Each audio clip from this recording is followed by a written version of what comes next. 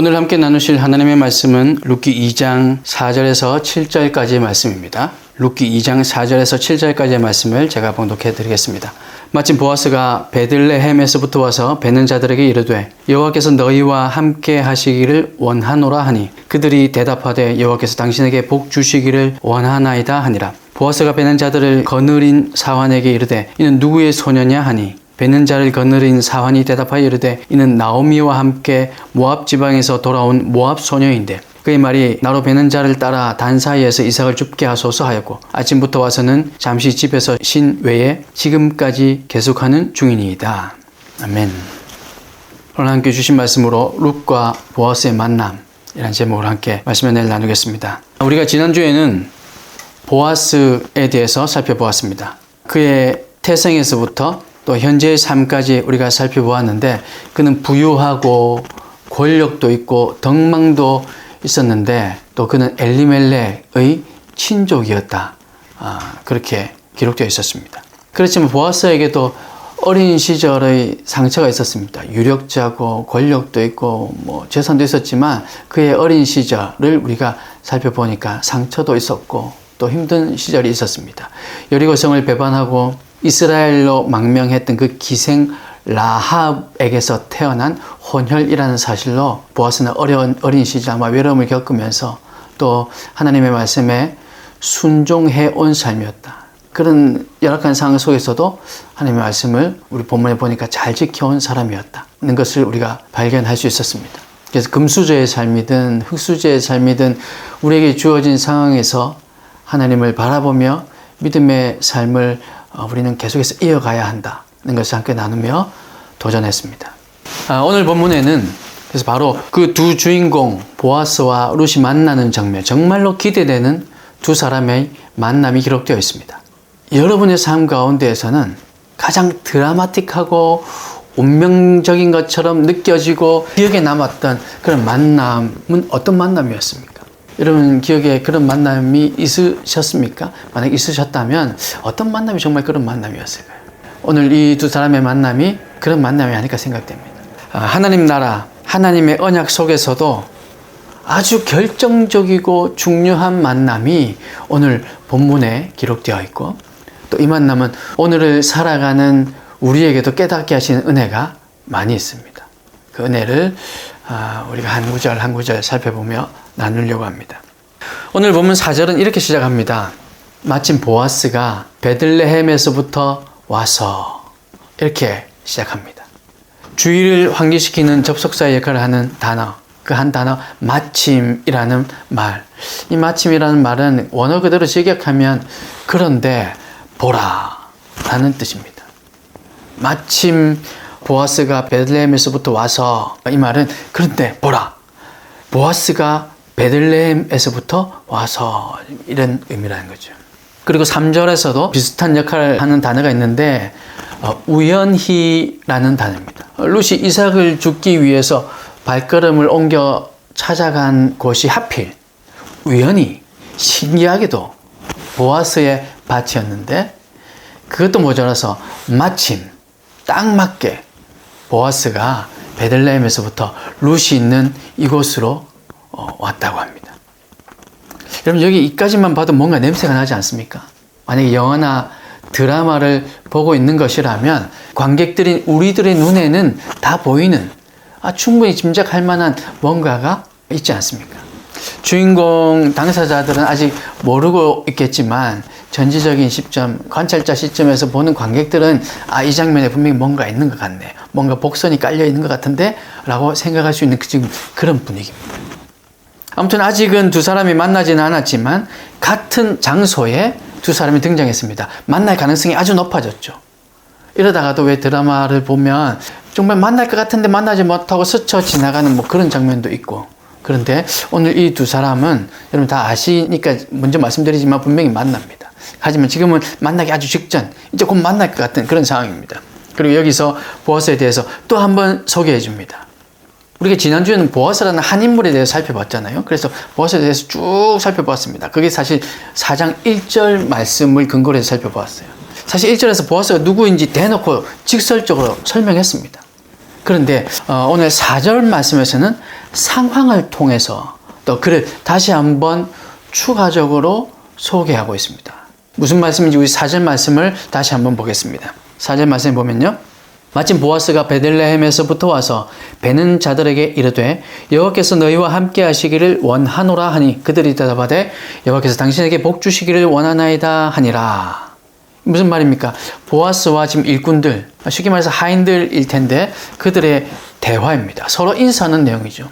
뭐 오늘 말로 우리가 흔히 말하면 축복합니다, 사랑합니다, 뭐 이 정도 얘기했죠. 영어로 God bless you, 하나님의 복이 당신에게 있길 바랍니다, 뭐 이런 의미로 서로 인사하는 내용입니다. 하나님의 복을 빌어주면서 인사하고 있는데 이런 인사는 히브리 사람들이 흔히 하는 아주 정형적인 인사라고 할 수 있습니다. 하지만 본문에 기록된 것처럼 서로 축복해주는 인사, 서로가 상대방에게 축복해주는 이런 인사는 서로의 관계가 대등할 때 주고받는 인사입니다.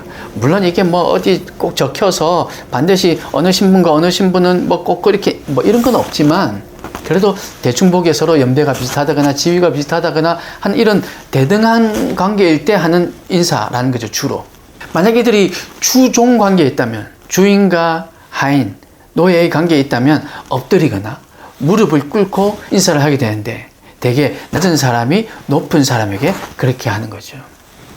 오늘 본문에 보면 보아스는 분명히 밭의 소유주였고 일꾼들은 분명히 하인이든 최소한 일용직의 사람들임에 분명한데 그들과 대등한 관계에서 인사를 하고 있는 모습을 통해서 보아스가 일꾼들이라 할지라도 자기의 하인들이라 할지라도 얼마나 존중하며 대하고 있는지 그의 인격을 지금 보여주고 있는 장면이라 얘기할 수 있습니다.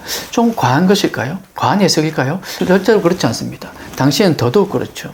그리고 지난주 우리 살펴본 것처럼 보아스는 자기의 어린 시절 자기가 그렇게 힘들고 약자인 상황에 처해 있었던 적이 있었기 때문에 보아스는 그들의 삶을 오히려 지금 잘 헤아리는 삶.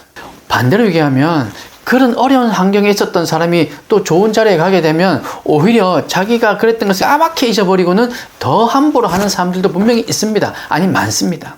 하지만 보아스는 그런 유의 사람이 아닌 게 분명합니다. 왜냐하면 그는 하나님의 말씀에 지금 순종하고 있는 게 보이잖아요. 하나님의 말씀에 충분히 순종하고 있다는 것을 우리가 지난 시간에 살펴보았잖아요. 그러니 보아스는 분명히 인격적으로 그들을 대하고 있다는 겁니다. 이것이 바로 1절에서 소개하고 있는 단어 유력자라는 의미에 포함되어 있는 모습입니다. 아주 덕망 있고 도덕적으로도 아주 흠잡을 데 없을 만한 그런 인품이 훌륭한 사람이다 라는 것이죠. 그런데 바로 이런 사람 보아스가 능력자며 유력자며 엘리멜렉의 친족인 이 보아스가 마침 이곳에 등장했다는 겁니다. 이렇게 마침 등장한 보아스가 자기 일꾼들과 인사를 마치자마자 사환에게 묻는 첫 마디가 무엇이었을까요? 이는 누구의 소녀냐라고 묻습니다. 이 말은 이 여자는 누구에게 속한 소녀냐라는 질문이죠. 당시에는 여인들이 독자적으로 지위를 갖거나 사회활동을 하는 일이 거의 없었기 때문에 어느 집안에 속한 사람이냐, 누구의 딸이냐 혹은 누구의 아내냐라는 의미로 지금 물어본 것입니다.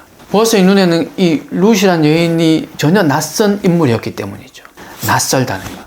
낯선 사람이었기 때문에 물어봤을 겁니다.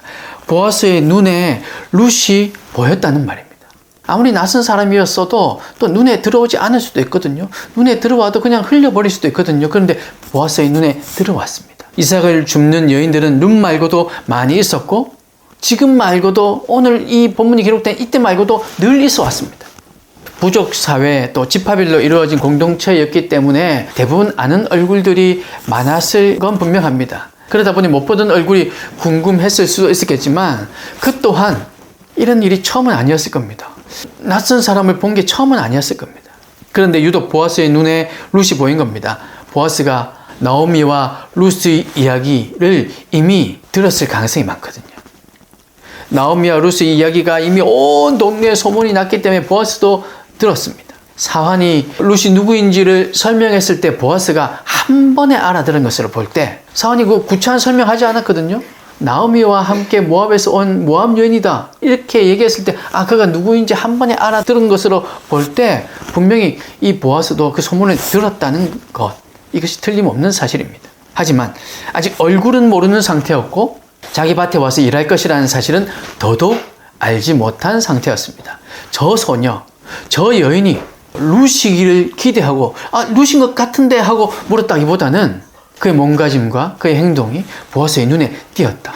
왠지 모르겠지만 무엇을 보고 그랬는지는 모르겠지만 보아스의 눈에 띄었다는 것이 더 사실에 가까운 표현이라 생각이 됩니다. 그랬더니 그 사환이 대답합니다. 6절 말씀에 보면 베는 자를 거느린 사환이 대답하여 이르되 이는 나오미와 함께 모압 지방에서 돌아온 모압 소녀인데 라고 정보를 주기 시작합니다. 여기까지 들었을 때는 보아스가 이 여인이 바로 나오미의 며느리구나. 소문으로 듣던 바로 그 사람이구나. 내 친족이었던 죽은 엘리멜렉, 그 엘리멜렉의 아들, 그 기럨, 걔도 죽었는데 그 친구의 아내구나 라고 알아차렸을 것인데 사환은 여기서 소개를 끝나지 않고 좀 더 정보를 줍니다. 7절 말씀에 보면 그의 말이 나로 베는 자를 따라 단 사이에서 이삭을 줍게 하소서 하였고 아침부터 와서는 잠시 집에서 쉰 외에 지금까지 계속하는 중이니이다 라고 합니다. 6절과 7절에 기록된 사환의 말 속에는 룻에 대한 두 가지의 감정이 느껴집니다. 이 사환이 지금 룻을 소개하고 있는데 이 소개하는 말 속에 두 가지의 조금 다른 감정이 느껴집니다. 하나는 모압 여인이라는 것을 강조하는 것으로 보아 이방인이라는 그런 부정적 의미를 좀 담아서 그 여인 룻은 우리 이스라엘이 원수로 여기는 족속, 저 모압 족속의 딸입니다 라는 의미가 들어있습니다. 우리 이스라엘 백성, 우리 지파 혹은 우리 이 공동체에 속해 있던 사람이 아니에요. 저 여인은, 저 소녀는 모압 지방에서 살다가 온 모압 여인 룻입니다. 모압 아시죠? 지금 이렇게 표현한 거죠. 또 두 번째는 나오미와 함께라는 표현으로 보아서 자기 민족, 룻이 자기 민족과 자기 신을 버리고 이스라엘로 와서 또 시어머니인 이 나오미를 섬기는 삶, 무시당하고 배척당할 수밖에 없는 그런 삶을 선택한 그녀, 이 소녀인 이 여인이 그래서 그녀가 지금 베풀고 있는 그 헤세드, 그 은혜를 칭찬하고 싶은 마음도 느껴집니다. 상반된 마음, 이 두 가지의 마음이 이 사환의 말에서 다 느껴집니다. 그 사환은 룻이 아침부터 와서 잠깐 쉰 것 외에는 계속 성실하게 일하고 있음을 전하고 있기에 사환 자신도 룻을 지금 좋은 시선으로 바라보고 있는 부분도 분명히 있다는 것을 알 수 있습니다. 보아스는 룻의 소문을 들었습니다. 나이 많은 나오미를 버리지 않고 함께 지금 어려운 이 길, 험난한 길, 고생길을 자발적으로 선택해서 왔다는 소문을 듣고는 참 이런 여인이 있단 말인가. 그것도 우리 이스라엘도 아닌 우리나라 백성도 아닌 저기 모압, 우리가 그렇게 경멸하는 모압에 정말 저런 여인이 있었단 말인가 궁금했을 겁니다. 그런데 오늘 자신의 밭에서 자신의 눈으로 발견한 이 룻이 이삭을 줍는 사람들 사이에서 어떻게 했는지, 그가 어떻게 일하고 있었는지, 물론 단 하루였지만 그가 성실했는지 아닌지 이런 것들 사원을 통해서 듣게 되었고 또 그녀의 모습도 직접 보게 되었습니다. 이게 지금 소위 말하는 운명적인 만남이 이루어졌다는 거죠. 보아스의 눈에 룻이 띄었습니다. 사랑하는 여러분, 보아스는 특별한 의도 없이 베들레헴 자신의 밭에 왔습니다. 무슨 정기적인 방문이었는지 아니면 갑작스러운 방문이었는지 그건 정확하게 알 수 없습니다. 하지만 적어도 룻을 만나기 위해서 온 것은 아니었습니다. 내 밭에 지금 가면 아마 룻이 내 밭에 와서 이삭을 줍고 있을 거야, 이런 기대로 온 것은 아니라는 거죠. 마침이라는 단어가 그것을 설명합니다. 이것이 하나님의 섭리죠. 우리가 지금 이 룻을 6기를 통해서 계속해서 하나님의 섭리라는 단어가 계속 자주 나옵니다. 이것이 지금 하나님의 섭리입니다. 하나님의 인도하심입니다. 하나님께서 하나님의 일을 이루어 가시는 방법입니다. 하나님께서 은혜를 베푸시는 장면이라는 겁니다. 자신의 일을 하고 있었습니다. 평소에 하지 않던 어떤 특별한 일을 하다가 룻을 만나게 된 것이 아닙니다. 그저 평소에 자신이 하고 있던 일을 하고 있었습니다. 룻을 만나기 위해서 자신이 어떤 방법을 사용한 것도 아닙니다. 사람을 이용한 것도 아니고요. 그저 자신에게 주어진 일을 묵묵히 하고 있는 중에 만났습니다. 또한 보아스는 유력자라고 소개해준 말에 걸맞게 하인들, 일꾼들에게도 인간적으로 대한 사람이었습니다. 폭군과 같은 밭주인이 아니었습니다.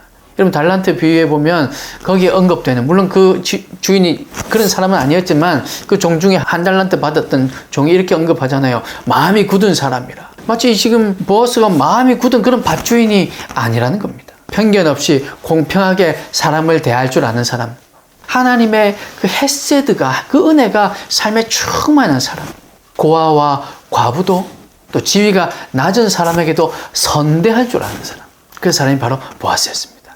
여러분, 제가 지금 권선징악을 말하고 싶은 것이 아닙니다.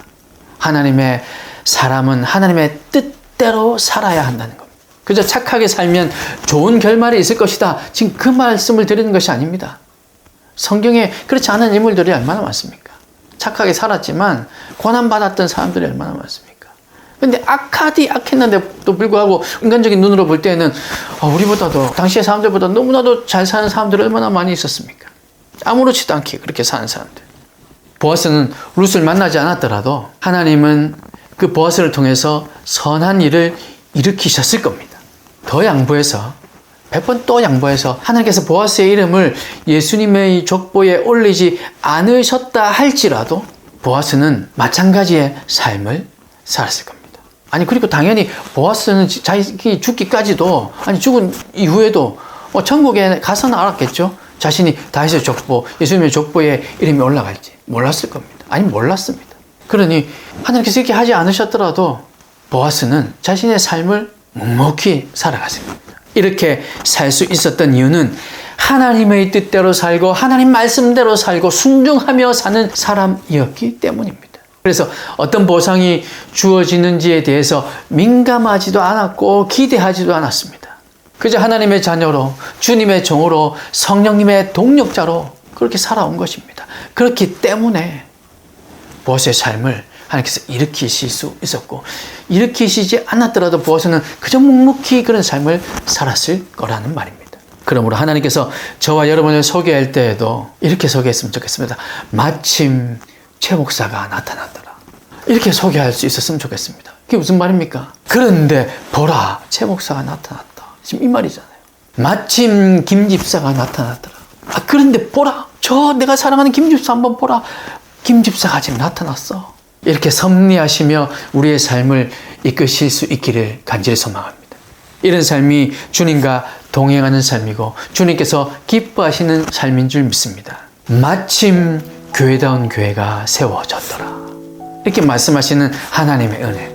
그런데 보라, 교회다운 교회가 시작되었더라 라고 말씀하시는 그 하나님의 크신 헤세드가, 선대하심이 저와 여러분의 삶에, 그리고 이제 앞으로 세워질 교회단 교회 위에 충만할 수 있기를 주님의 이름으로 축복합니다. 함께 기도하겠습니다.